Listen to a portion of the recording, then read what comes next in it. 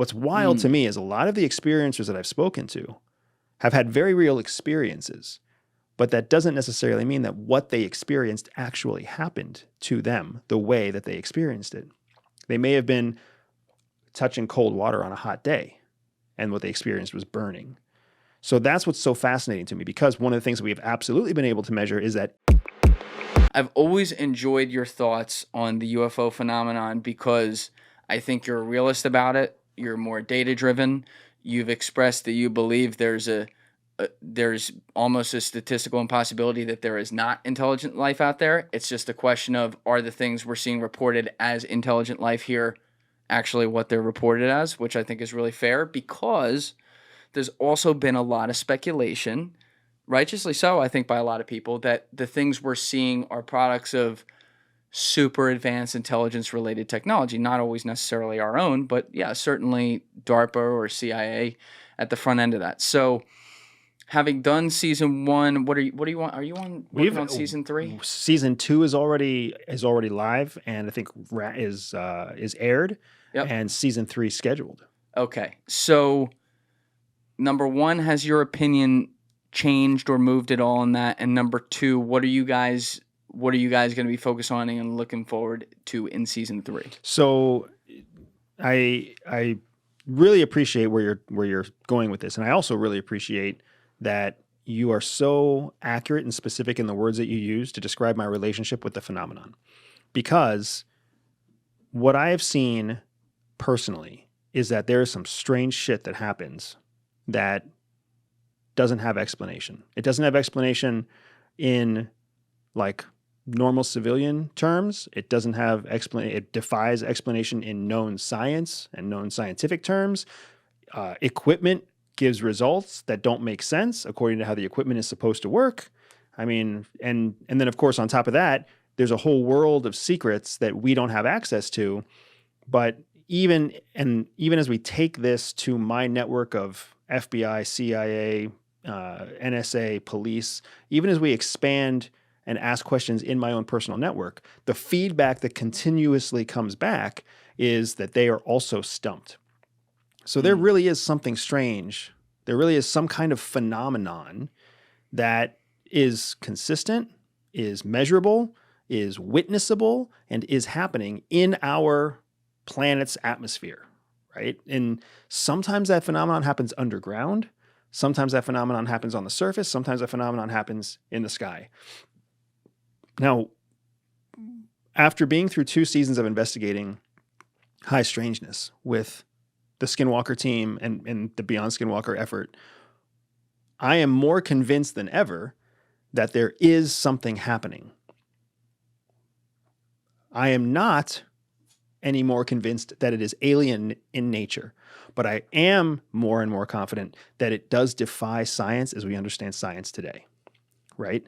Energy signatures, transient physical evidence, like somehow you can see gaps in GPS data, gaps in geospatial data, gaps in energy returns. Like, it's the strangest thing, man. And nobody can explain it.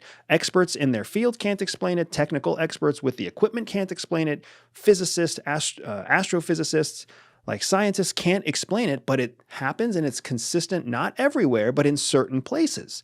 So why the hell is it that when I'm in a strange ranch in southern Colorado, I see the same weird shit that I see in the mountains of Nevada, but I don't see either of, like, those 2 things are consistent. But then when I go to someplace in Tennessee, we don't see shit. How does that happen? How is it that I can go one city over, I can go one national park or one state park over to where the terrain is exactly the same, granite rock to granite rock, but energy signatures are different, geospatial data is different, magnetic anomalies are different. How does that happen, right? And why does that happen? I don't think that it's alien. The proof that I'm seeing is not that it's alien, but the proof that I'm seeing is sure as hell that it is fucking weird. It's fascinating, and it shows the untapped advantages that a weapon system could get if it could figure out this science. And I gave you a lot right there. I don't know if it all made sense, because No, it in does. my head, I'm reliving the investigation. And season 2 goes through a lot of that. And anybody who watches season 2 on History Channel or streams it Beyond Skinwalker Ranch, you're going to see exactly what I'm saying. There's so much strange shit that happens in our country that we don't even understand, that defies the laws of science as we understand them, the laws of physics as we understand them. And it stumps not just me as a CIA officer, but a whole range of experts that I've talked to. Gun to your head, would you say it's super advanced like DARPA technology? I don't know if I would give DARPA the credit, but I would say that the 60-40 of what we're seeing is either advanced technology, or, this was really crazy, super old technology that we found a way to do better. Balloons, sea drones, unpowered passive devices, right? That kind of stuff. What do you make of all the patterns, though, of people who have, around the world, who have claimed to have witnessed something? And again, you hear a lot of people now, they'll come up, they'll say, I'm an experiencer. And maybe somebody is, but the vast percentage of people is probably something different. But when you look at, say, the patterns that James Fox, who's been on the show, has created with the history of it since the 1940s, be it from China, Russia, United States, Australia, Africa, South America, all over the map, where they report the similar things. Small creatures, similar beady eyes, similar colors, craft described in often the same ways, a form of telepathy that happens for people that have encounters of the third kind. That's the right term, right, Alessi? The fourth kind. It's fourth kind, right? Where it's like everything all together. I guess there's a possibility.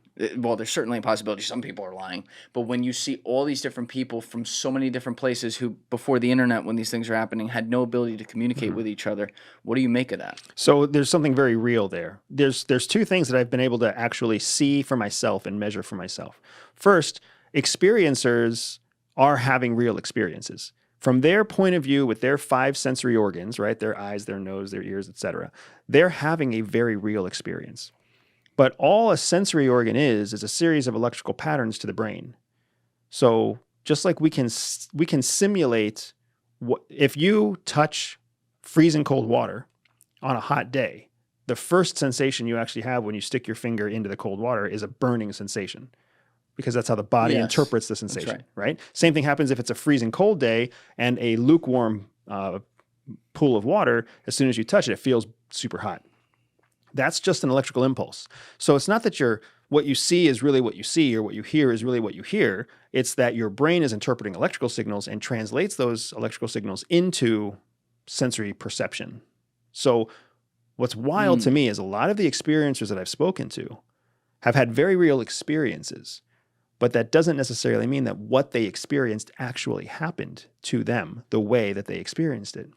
They may have been touching cold water on a hot day, and what they experienced was burning.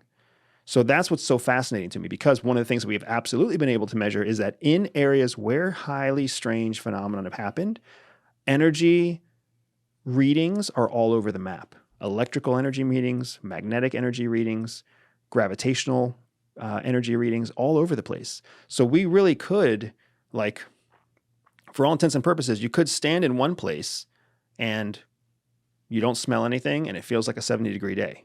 And then you stand 6 feet in a different place, and now all of a sudden you smell oranges and it feels like a 90-degree day. Right? That's the impact of energy on your body and on your brain and how your brain interprets events. So when you think about true experiencers, if they're just temporarily co-located in an area where either a extraterrestrial phenomenon happened or a very terrestrial phenomenon happened with high energy readings, the experience could be the same. See what I'm saying? Yes, I understand what you're saying.